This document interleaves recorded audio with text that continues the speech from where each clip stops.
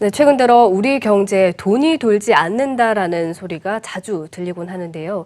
한국 경제 좀비론에 대한 우려 역시 제기가 되고 있고요. 여기에 잃어버린 20년에 대한 우려 역시나 더욱더 강화되고 있는 상황입니다. 그래서 오늘은 이 사안에 대해서 좀 더 심도 깊은 도움 말씀 들어보고자 합니다. 도움 말씀에 한국경제신문 한상준 논설위원과 함께하도록 하죠. 어서 오세요, 위원님. 네, 안녕하십니까? 네, 안녕하십니까. 요즘 들어서 돈이 안 돈다라는 뭐 이런 얘기가 부쩍 늘어난 것 같습니다. 추석 연휴였는데 좀 어떻게 보셨습니까? 네, 요즘 보통 추석 때는 두 가지 현상을 좀 많이 보거든요. 정치적으로는 이제 내년에 총선이 있으니까 아마 각 정당에서는 또 국회의원 나오려는 후보자는 민심을 이게 찾는데 이번 추석을 많이 활용하고요.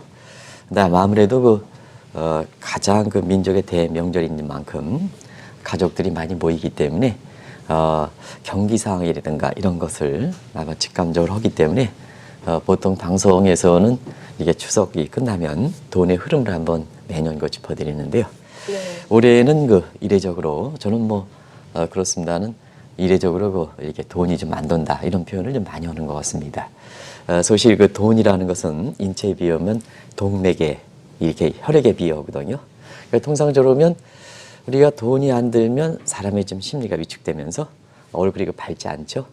그런 상황에서 올해는 추석에 어느 때보다도 이 보름달이 이렇게 밝게 또 크기도 컸다 하는데요. 거기에 바라보는 사람의 얼굴은 좀 상대적으로 이렇게 위축돼 있다 하는 이런 표현이 언론지상에 나오는 것도 바로 경제적 측면에서는 사실 돈이 안 들다 보니까 네. 그와 같은 이렇게 대조적인 그런 용어도 나오는 것이 아닌가 이렇게 생각하는데요. 아무래도 인체에서 혈액이 이렇게 안 돌면 결국 손발부터 썩지 않습니까? 심장부터 썩이 아니라 손발부터 썩게 되죠. 이걸 좀 경제적 측면에서 이렇게 보면 사실 경제에서 혈액과 같은 돈이 흐르지 않으면 경제가 전반적으로 위축하는 가운데 누가 이렇게 먼저 어려움을 겪을까 하는 측면에서 보면 손발에 해당되는 것이 결국은 자영업자 그리고 중소득, 중하위 계층에 해당되는 이런 사람이거든요. 네. 그런 측면에서 올해 이렇게 추석에 보면 부유층과 대기업보다는 아무래도 여기 자막에 나오고 있습니다는 서민층과 중소기업들이 이렇게 상당히 어려움을 겪는다 이렇게 보시면 되겠고요. 특히 중소기업 같은 경우에는 올해 추석 연휴에 이렇게 추석 이렇게 특별 보너스를 이렇게 지급하지 않는 이런 중소기업들이 상당히 많았고 그리고 대기업들도 저희처럼 이렇게 언론에 종사하는 사람들이 파악해 보면 올해 대기업들도 작년 대비해서 50% 이상 이렇게 추석 보너스를 주지 못하는 이러한 상황이면서 추석 설 연휴 기간을 좀 오랫동안 어차피 이렇게 경기가 안 좋은 상황에서 사실 이렇게 해서 연휴를 좀 올게 가는 이런 쪽의 모습이 나타난 것도 그런 측면이다 이렇게 보이겠습니다. 네. 그리고 아무래도 이제 가장 어려운 것이 자영업자죠. 이렇게 자영업자 보면 저희들도 신문에 글을 만들기 위해서 이렇게 자영업자 이렇게 해서 보면 사실 올해는 굉장히 좀 어려움을 많이 호소하는 것 같아요. 그래서 여기 이렇게 극단적으로 어려움을 호소하도 못해 우린 죽는다 이런 표현을까지 쓰는 것은 돈이 안 돌기 때문에 그런 현상이 나타나는 것이 아닌가 이렇게 생각됩니다. 네. 특정 국가에서 또 돈이 얼마나 잘 도는가를 이제 알 수 있는 그런 경제 지표가 있다면서요? 네. 사실 모든 경제 지표가 사실 안 좋으면 그것이 경제 활력 지표가 떨어지는 거죠. 네. 근데 돈이 도는 여부 관련해서는 우리가 돈이 안 들면 아까 방송 전에도 정혜인께서 감기가 걸리시나 보죠. 그래서 이 감기가 걸리시면 목소리가 아주 정형과의 좋은 목소리가 안 나오는 것과 마찬가지로 경제에도 사실 돈이 돌지 않으면 이것이 여러 가지 돈맥경화 현상들이 나타나거든요. 그러니까 맥이 돌지 않는다 하는 측면에서 경제적으로 여러 가지 지표 중에서 통화 유통 속도, 통화 승수, 요구불 예금 회전율 이런 것이 보통 이제 경제학적으로 보면 한 나라 경제에서 보면 돈이 얼마큼 잘 안 돌까, 돈이 얼마큼 잘 돌까 하는 것을 파악하는데요. 시청자 여러분이 가장 눈에 익으신 것이 아마 통화 유통 속도가 아닌가 생각합니다.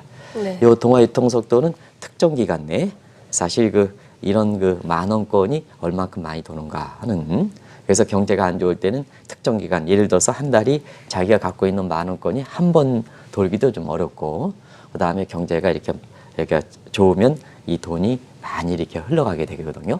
그런 측면에서 통화 유통 속도를 보면, 우리가 이거 통화 유통 속도는요, 여기 통화 승수가 나오는데 통화 유통 속도부터 먼저 보이죠? 네. 통화 유통 속도를 보면 우리가 2015년까지만 하더라도 사실상 그렇습니다. 통화 유통 속도 근데 2016년까지도 한 20배 정도, 20 이상 이렇게 됐습니다는 지금 많이 떨어진 상황이거든요. 나중에 구체적인 수치를 들어서 제가 한번 말씀드리겠습니다. 네. 또 하나의 그 지표가 통화 승수인데요. 이 통화 승수는 한국은행에서 나오는 돈을 보통 이렇게 보는 통화다, 모든 통화의 원천이다 해서 하이 파이드 머니다. 그래서 고성능 화폐다, 보는 통화다, 이렇게 표현하는데요. 이게 이제 경제가 이렇게 돌아가면서 시중에 요금을 넣었다 대출 나갔다가 다시 또 이렇게 특정하면 다시 시중은행에 또 비은행에 들어갔다가 다시 나왔다, 이렇게 해서 신용 창출이 되거든요. 그래서 한국은행에서 나갔던 돈에 대비해서 요 신용 창출이 얼만큼 많이 됐을까 하는 것을 나눈 것이 보통 통화 승수다, 이렇게 보겠습니다. 네.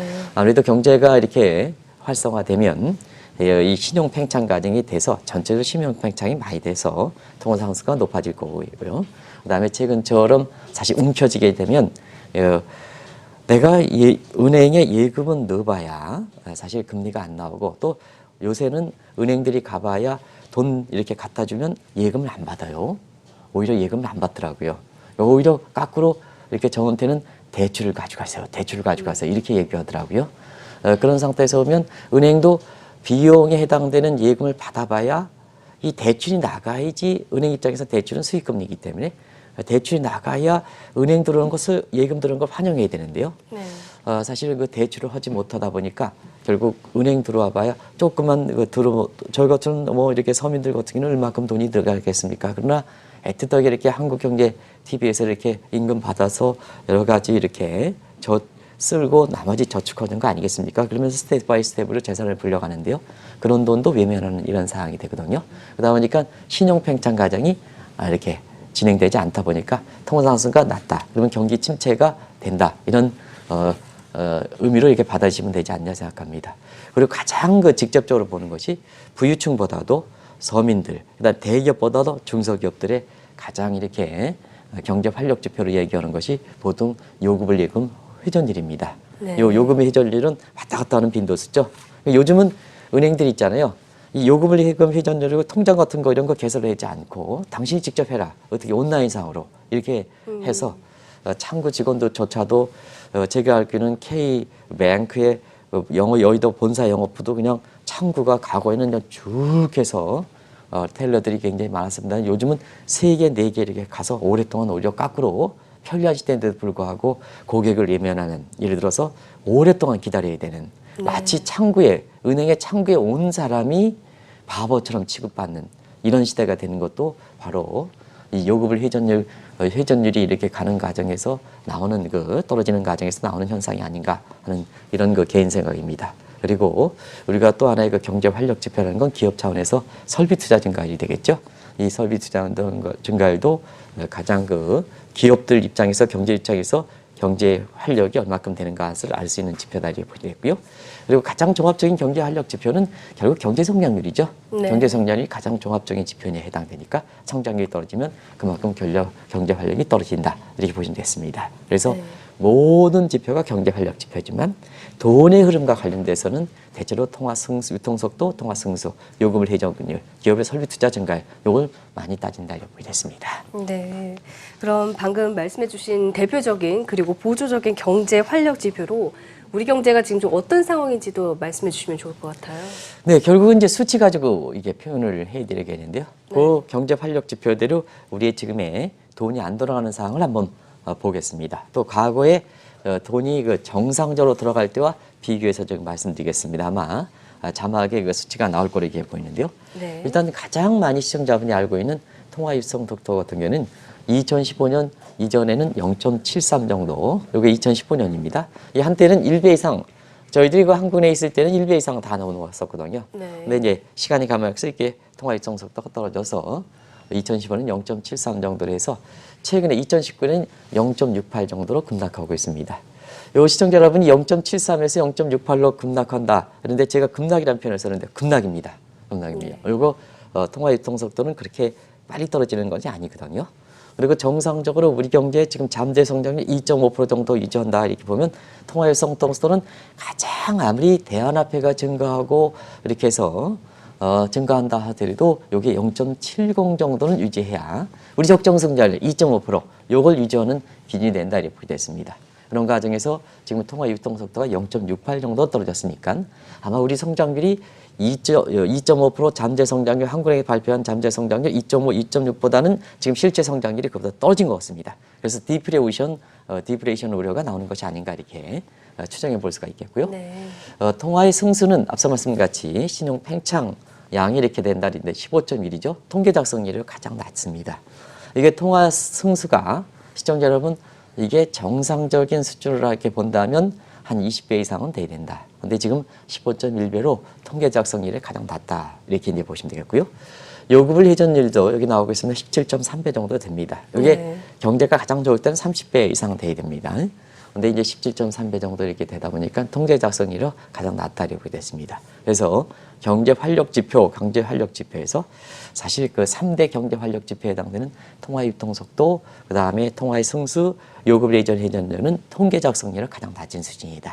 그래서 돈맥 경화, 돈이 돌지 않는 동맥 경화와 마찬가지로 돈맥 경화 현상이 이런 용어가 나온다 이렇게 됐습니다. 네. 자연스럽게 왜 이렇게 돈이 돌지 않을까 하는 측면에서는 네. 최대 수요차가 기업이죠. 아무래도 개인은 아무래도 저축하는 수준이고 그 다음에 기업은 돈을 쓰는 입장이기 때문에 우리 것처럼 사실은 증권을 통해서 자금 조달하는 기능보다는 은행을 통해서 담보 놓고 이게 자금 대출해서 하는 관행을 볼 때에는 사실 기업 입장에서 가장 은행에 대해서 최대 자금의 수요처가 될 거로 이렇게 보이는데요. 네. 지금 기업들은 사실 기업들이 그 설비 투자 증가율이 허지도 않다 보니까 결과적으로 보면 은행에서 대출 수요가 지금 떨어지는 상태에서 각종 경제 활력 지표들이 떨어지는 것이 아닌가 이렇게 이제 볼 수가 있겠고요. 그러다 보니까 자연스럽게 인체에서 돈이 돌지 않다 보니까 결국은 뭐 사람의 손발이 썩어가는 것처럼 경제에서 보면 좀비라는 얘기가 자연스럽게 나오는 거죠. 그래서 우리 경제 입장에서는 심심치 않게 지금 좀비 얘기가 나오고요. 이 좀비 얘기가 시청자 여러분도 아시겠습니다는 이 좀비 경제 하면 1990년대에 일본 경제를 생각하다 보니까 네. 거기에 뭐 제페나이제이션이라는 용어가 오늘 뭐 국민일보인가 이런 데서 이제 나오게 되는 거고요. 그다음에 자연스럽게 일본 경제 생각하다 보니까 잃어버린 20년 이런 노래가 나오는 것이 아닌가 생각합니다. 그래서 실제 발생 여부와 관계없이 잃어버린 20년, 그다음에 좀비 경제 이런 얘기들이 나오는 것도 바로 그런 측면에서 이어질 필요가 있다 하는 것을 말씀드리겠습니다. 네. 이렇게 지표로 말씀해 주시니까 상황이 상당히 좀 심각한 것을 느껴볼 수가 있을 것 같은데요. 시중에 돈이 돌지 않는 이런 돈맥 경화 현상, 더 두드러지게 나타나는 그 배경에는 어떤 이유가 있습니까? 일단 미래에 대해서 희망이 이렇게 좀 적으면 사람이 위축되는 거죠. 돈도 그렇다 이렇게 됐습니다. 그래서 최근에 한국 경제에 대해서 이렇게 말씀드리면 뭐 대내적으로 사실 그 미래의 불확실 정도를 증폭시킬 수 있는 요인들이 많죠. 그것이 시청자 여러분 2016년 이후에 굳이 시간을 이렇게 따지면 우리 통화 유통 속도가 빨리 떨어지게 되고 통화 승소가 빨리 됐던 2015년 이후니까 2016년 이후에 나타났던 리스크의 성격을 한번 보면 일단 리스크를 아예를 보면 2016년 브렉스 문제, 네. 그다음에 2017년 트럼프 정부 이후에 미중 간 마찰 문제, 한국의 양극에 대한 수출 비중이 40% 정도 차지하죠. 그다음에 작년 3월부터 이렇게 국민들한테 굉장히 낙관적 심리를 불러켜 있다가 결과가 상당히 좋지 않은 북미 이렇게 협상 문제, 남북 관계 문제, 그리고 올해 7월부터 한일 그 경제 보복 문제. 이 문제는 두 가지 성격을 갖고 있죠. 하나는 뭐냐? 하나는 글로벌 리스크의 성격을 갖고 있다. 이 자체가 지금 세계가 하나이기 때문에 이 리스크가 특정 국가에 한정된 게 아니라 글로벌 리스크 성격을 갖고 있다 하는 것은 시청자 여러분 잘 아실 거로 생각하고요. 그다음에 이 리스크는 아직도 하나도 해결된 게 없죠. 전부 노들이다. 네. 일부에서 뭐 증권사에서는 사실 이것이 미중 간 마찰 문제도 중간 선거 끝날 것이다. 올해 2월 말에 끝나는 90일 2월 안에 끝날 것이다. 이렇게 해서 아주 낙관적 이런 심리가 됐습니다는 결과적으로 보면 더 어렵게 되는 상황이죠. 가장 마지막에 나타났던 한일 보복 문제도 사실 지금 계속 진행되는 거고요. 그다음에 그의 리스크가 끝난 게 아니면 홍콩 문제도 있고 그 다음에 뭐 우리 허정민 캐스터께서 이렇게 전해주셨습니다는 세계 그 이렇게 제2의 매장량과 그 다음에 생산량을 그 이렇게 갖고 있는 또 한국에 대한 그 수입 비중이 높은 사우디에 대해서 어디가 이렇게 했느냐 그때 심장부를 석유 정유 시절의 심장부를 두들기면서 사실 국제유가가 다시 북방구적의 동절기가 시작되는 9월서부터 유가가 올라가는 것이 아닌가 하는 이런 쪽의 리스크들이 전부 미래에 대해서 불확실성을 증폭시키는데요. 미래에 증폭시키다 보니까 결과적으로는 경제 주체들은 위축되게 마련이다. 자, 그러다 보니까 경제 주체에서 보면 이 통화 유통 속도와 통화 승수 예고불 예정을 결정하는 국민과 그 다음에 기업 입장을 한번 보겠습니다. 네. 국민들은 미래가 불확실하니까 어떻습니까? 돈 안 쓰게 되시는 거죠. 불안하죠. 불안하니까 미래에 대해서 사실 그 지금 얻는 돈이나마 저축하게 되는 거죠. 소비해야지 이게 돈이 돌아가는데 이렇게 소비하지 않고 저축하니까 돈이 안 돌아가는 사태가 발생한다. 또 이렇게 될 때는요. 사실 항상 이 방송에서 말씀드리죠. 경제가 어려울 땐 좀 정부 당국에서 자꾸 좀 이렇게 규제하지 말고 좀 이렇게 돈을 쓰게끔 좀 많이 쓰세요, 많이 쓰세요. 소비도 좀 이렇게 쓰게 하시고 그 다음에 뭐냐 부동산도 좀 이렇게 좀 이때는 무슨 부동산 좀 잘 돌아가게 하고 특히 증시도 좀 잘 돌아가게 하는데 부동산을 있죠. 증시 이렇게 비호적이다 하다 보니까 개인들 입장에서는 소비주체 입장에서는 아이고 지금 경기도 어려운 판에 미래가 불확실하니까 증시 투자 돈길 막혀 부동산 하지 말에 마치 뭐 죄인 취급하고 이러다 보니까 결과적으로 저축하는 어려운 상황에서 저축하다 보니까 사실 이렇게 통화의 돈맥경화 현상이 발생하는 것이 아닌가 생각하고요. 기업들 보면 지금 우리나라의 그 기업의 재무제표는 좋죠. 지금 뭐 펄이든가 뭔가 사상 최저죠. 주가 올라갑니까? 안 올라가죠. 왜냐 미래가 투자하는 건 미래가 이렇게 그 미래에 대해서 선제적 투자의 성격을 갖고 있기 때문에 미래가 불확실하니까 기업들은 뭐냐 왜 재무제표가 좋게 나오느냐 재무제표는 현금 보유를 늘리는 거죠. 각종 뭐냐 이렇게 비수익성 자산들을 전부 처분해서 미래 대비해서 기업의 그 총저축 기업의 저축에 해당되는 부분을 이렇게 넣다 보니까 은행에 대해서 대출세가 줄어들면서 돈 맥경화 현상이 발생한다. 이렇게 이제 보시면 되겠습니다. 네. 이런 과정이 지금의 한국 경제 입장에서 돈 맥경화 현상이 발생하는 것도 이 큰 요인이다 이렇게 보게 됐고요. 부적 요인은 뭐 다 아시겠습니다는 부적 요인이라는 것은 결국은 지금 대안화폐가 많이 하는 과정에서 사실 그 지갑 속에 저만 원 지갑 속에 10,000원짜리 하나 안 들고 다니더라도 화폐 생활하는 데는 전혀 지장이 없거든요.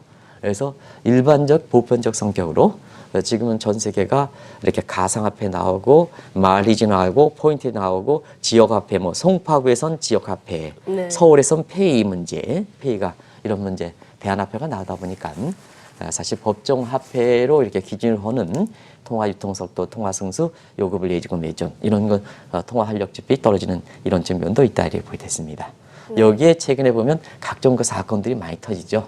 뭐 독일의 국제 DLS 문제, 그 다음에 무슨 헤지 펀드에 뭐 이렇게 해서 뭐 채권 박힌 거래 문제. 그래서 사회적으로 지금 이 도덕성, 신뢰성 문제가 사실 경제적 측면에 그런 쪽에 내가 단 2가지 사건을 비했습니다는 경제 외적으로는 우리가 인사 검증 과정에서 여러 가지 나오는 한국 사회 진짜 이게 도덕성이라든가 그 다음에 가치 판단이라든가 법을 신뢰하겠느냐 하는 이런 측면의 얘기들이 많이 나오거든요.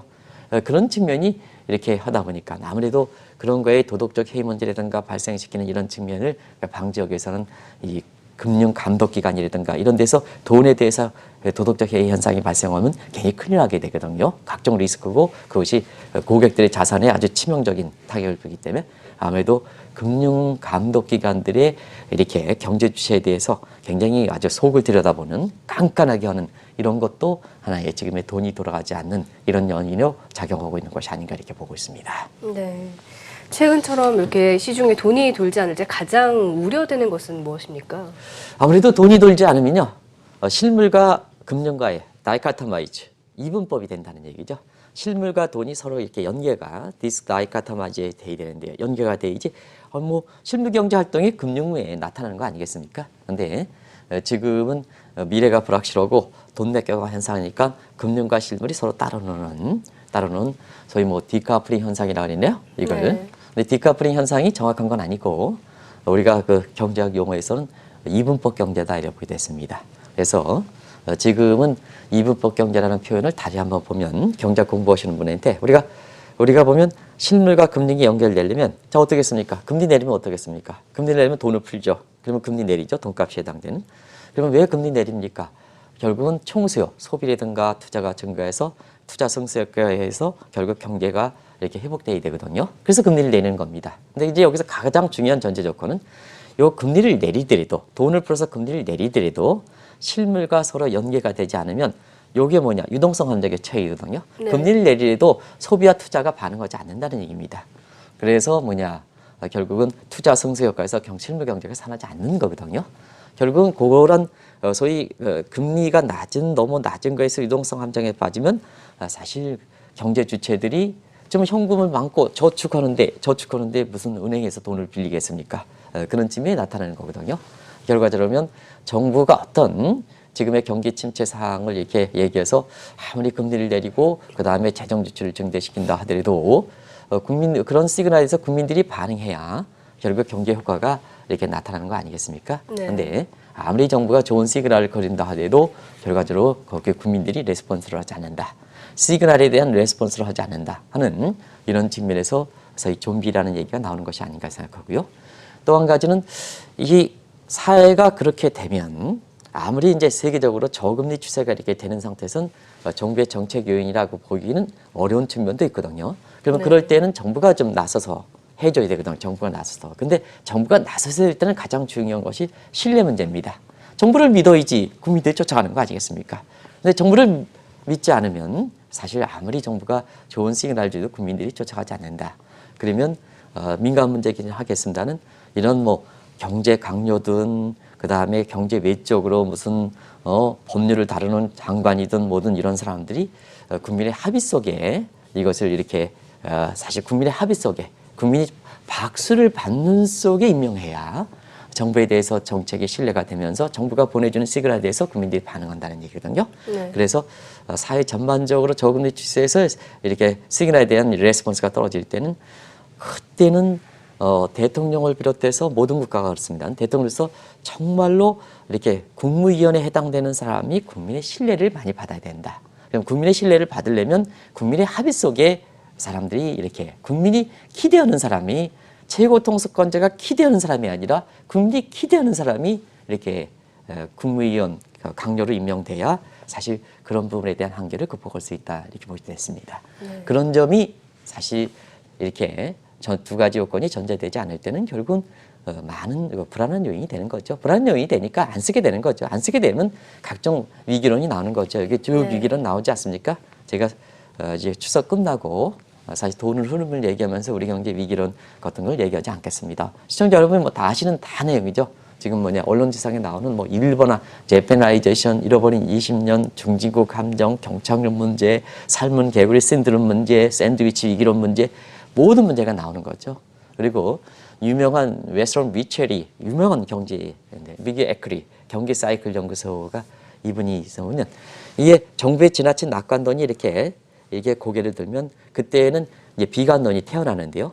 뭐 막 태어나니까 신생아라 하는데요. 신생아가 아니라 이렇게 지금처럼 사이코로지 이펙트, 심리적 효과, 네트워킹 이펙트 이렇게 해서 서로가 핸드폰에서 연결되어 있는 이런 상황에서 보면 자 정부의 지나친 낙관론이 고개를 숙이면 사실 그때 태어나는 비관론은 신생아가 아니라 거인의 위력을 발휘한다는 얘기거든요. 네. 거인의 위력을 발휘하니까 이와 같은 실제 발생 여부와 관계없이 각종 위기론이 터져나오고 그것이 추석 기간에 많은 가족들이 모이는 과정에서 화두가 됐던 사항이 아닌가 이렇게 보고 있습니다.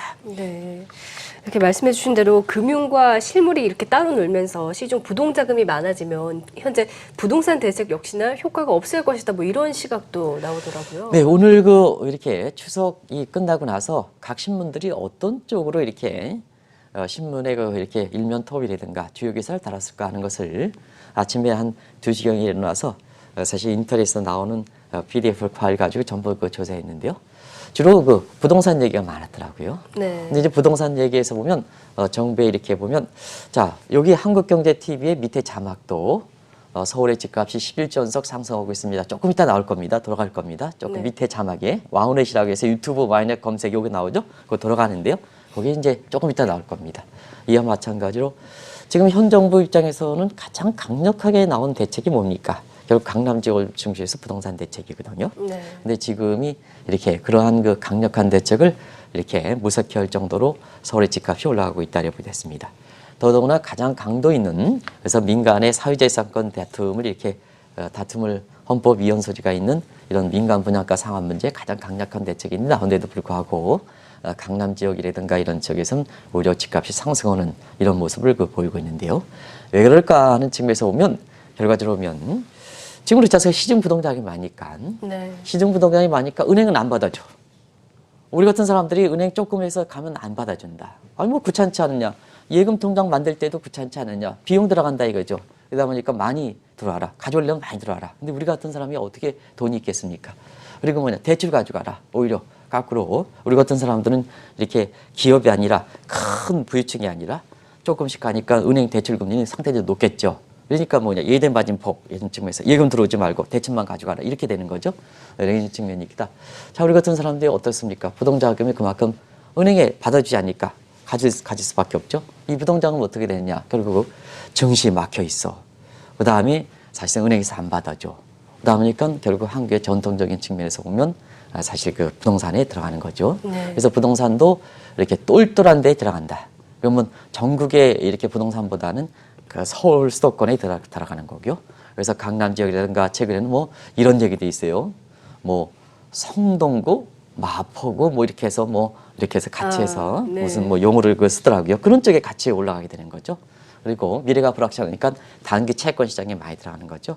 그래서 3분기 증권사들이 우리 증시가 굉장히 2천 미터로 떨어지는 과정에서 거래량이 브로커레이지량이 줄면서 수수료 수입이 많이 줄었습니다는 채권 보유 물량이 이렇게 있는 증권사 입장에서는 금리가 떨어지다 보니까 또 이렇게 금리가 떨어지는 건 왜 그러냐면 그만큼 미래가 불확실하니까 채권에 몰리다 보니까 네. 자, 채권에 몰리다 가격이 올라가고 금리가 떨어지게 되죠. 그렇죠. 그렇기 때문에 채권을 보유하고 있는 많은 이렇게 증권사들은 거꾸로 3분기 수익이 이렇게 거꾸로 올라가게 되는 아직 3분기 수익이 어닝 시즌을 맞지 않고 있습니다는 추정하게 보면 굉장히 수익이 올라가는 이런 현상이 발생하고 있다 이렇게 보겠습니다.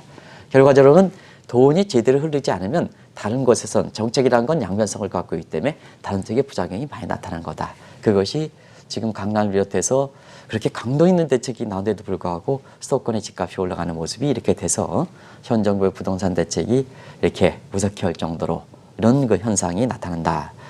배경이 무역이다 이런 표현까지 나오지 않습니까? 네. 그리고 미래가 불확실하니까 단기 채권 시장에 자금이 몰리게 되는 이런 과정에서 채권가가 올라가고 금리가 더 떨어지는. 그래서 우리도 오늘 이렇게 쭉 해서 가장 가장 많이 있는 이런 그 기사 내용을 보면 대출 금리가 이제 1%가 떨어지는. 그런데 네. 한번 우리가도 그런 걸 이 한국경제 TV를 통해서 전했지 않습니까? 우리 예금 금리가 제로 금리 내지는 실질 금리를 따지면 마이너스 금리 이렇게 네. 된다 하는 이런 시대가 이제 됐는데요. 거꾸로 대출 금리도 이제는 1%까지 가져가십시오. 보니까 안 가져가니까 대출 금리 떨어뜨려야죠. 왜냐? 은행이 움켜쥐고 있으면 수익이 떨어지니까. 그래도 1%도 가져가십시오. 이렇게 되는 현상이 바로 동맥경 현상에 나타나는 아주 기이한 현상들이다 이렇게 보겠습니다. 네. 또 일부에서는 작년 11월 말처럼 금리를 올려서 시중 부동자금을 좀 흡수해야 한다 이런 시각도 있던데. 또 그런 얘기를 하는 것 같아요. 왜 그러냐면 작년에 그 11월 달에 말에 마지막 금통위에서 우리 경제 그때 안 좋았죠. 지금 경제 성장률이 안 좋았죠. 경제 성장 안 늘고 고용이 아주 최악의 상황인데도 불구하고 한국은행이 일선 목표로 한다면 사실 그 금리를 올리는 게 아니라 금리를 떨어뜨려야 되거든요. 근데 그때 당시에 대내 불균형이라는 아주 애매모호한 표현을 들어서 일단은 미국의 금리가 우리보다 1.75%포인트 역전된 상태에서 오면 자금 이탈될 우려가 있기 때문에 한국의 경기 상황보다는 자금 이탈 방지 차원에서 금리를 올려야 된다 하는 첫 번째예요. 네. 그다음에 두 번째는 아이고 강남 지역의 집값을 잡기 위해서 그동안 있는 대책 없는 대책 했는데 안 잡혀. 그러다 보니까 자 그래서 책임론이 불가되는 거죠. 부동산 대책의 본질에 대해서 잘 이해하고 여기에 대해서 제대로 된 효과의 대책을 해야 되는데 네. 자 내가 강도 있는 대책을 다 했는데 안 돼? 책임 문제. 그러다 보니까 다른 데 전가시키는 거죠. 자 한국에서 금리를 제때 몰려서 그렇다. 시중부동자금이 너무 많아서 그렇다. 시중부동자금이 지금처럼 시중부동자금이 강남 지역에 들어간다. 수도권 들어간다. 이런 쪽이 되는 거죠. 그러다 보니까 한국은행 책임론과 함께 금리를 올려라.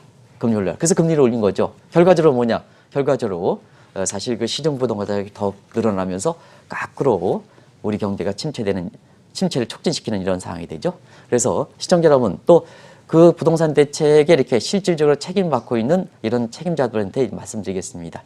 시중부동자금은 금리가 너무 낮아서 시중부동자금이 늘어나는 이런 측면도 있긴 합니다. 가장 큰 요인이 미래에 대해서 불확실하기 때문에 그렇다. 미래에 대해서. 네. 미래 시대에 불확실하니까 모든 돈을 움켜쥔다 이렇게 됐습니다. 만약에 이번에도 다시 강남 지역에 지금 분양가, 민간 분양가 상한제까지 아주 강도의 대책에도 불구하고 집값이 올라가니까 금리 올려라. 그러면 어떻게 그런 현상이 발생하냐. 금리 올리면 미래에 대해서 경기 침체에 되니까 시중부동자금이 당신이 얘기해서 금리를 흡수해서 이렇게 했던 시중부동자금이 더 늘어난 꼴이 된다. 왜냐? 경기가 침체되면 미래에 대해서 불확실하기 때문에. 지금과 같은 현상. 금리를 작년에 11월 올렸는데 시중부동산이 더 늘어났지 않느냐. 이 악순환이 반복될 가능성이 있다 이렇게 됐습니다. 그래서 뭐든지 있잖아요. 뭐든지 가장 중요한 것은 시장에 맡겨놓는 게 가장 중요합니다. 모든 대책에서 보면 부장이 가장 적은 것이 시장에 맡겨놓은 것이 가장 중요하고 그 다음에 시장이 잘 활성화되지 않을 때 그때 마켓 페일러라고 하거든요. 시장 작동하기가 잘 적용되지 않을 때 그때 정부만 개입되는 겁니다. 그게 정부의 역할이거든요. 그래서 세계적으로 보면 스몰 가만 작은 정부를 지향하는 국가들이 정책의 부작용이 적으면서 그래도 어려운 가운데 경제 성장 유지하는 것도 바로 그런 측면이다. 이렇게 보시면 되겠습니다. 네. 그렇다면 최근처럼 경제 활력이 떨어질 때 정책 당국이 취해야 되는 입장에 대해서 이렇게 좀 정리를 해주실 수가 있는 거네요. 네, 미래에 대해서 불확실을 줄이는 게 중요하다. 네. 경제 주체를 안전시키다. 가장 중요한 게 정부의 정책의 일관성을 좀 유지할 필요가 있다는 첫 번째. 그다음에 네. 두 번째는 시장 원리에 좀 맡기는 게 좋다. 이게 급할수록 정부가 뭐 부총리라는 분들이든가 이건 저는 언론에 있으면서 뭐를 하겠다고 맨날 그냥 4조 원, 10조 원만 발표하는 것뿐이 못 보겠습니다. 근데 그게 얼만큼 경제 주체에 투영돼서 경기가 부양하고 국민들이 반응하느냐 이건 모르겠습니다. 점검 좀 해주실 필요가 있는데 뭐 안 되면 돈 된다. 안 되면 뿌려준다. 이거는 좀 잘못돼 있다. 이게 동맥경 현상이 발생하는 게 큰 원인이다 하는 걸 말씀드리겠습니다. 네. 최근 우리나라 안에서도 경제에 대해서 돈이 돌지 않는다 이런 돈맥경화 현상에 대해서 오늘은 여러 가지 우려와 함께 이에 대한 심도 깊은 도움 말씀 좀 들어봤습니다. 지금까지 한국경제신문 한상준 논설위원이었습니다. 말씀 고맙습니다. 고맙습니다.